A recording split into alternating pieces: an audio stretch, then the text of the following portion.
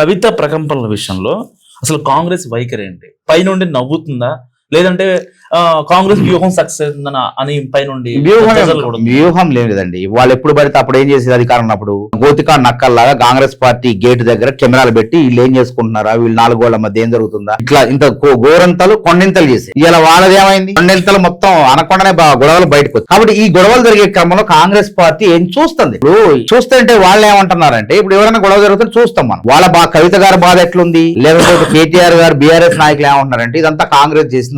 ఈ కాంగ్రెస్ కి ఏం సంబంధం? ఇప్పుడు ఇది ఎట్లుందంటే వెనకడ ఒక మోటు సామెత మన ఊర్లలో ఉంది, మొగుడు కొట్టినందుకు కాదు తోటి కోడలు చూసి పక్కున నవ్వినందుకు వచ్చినట్టుంది బాధ.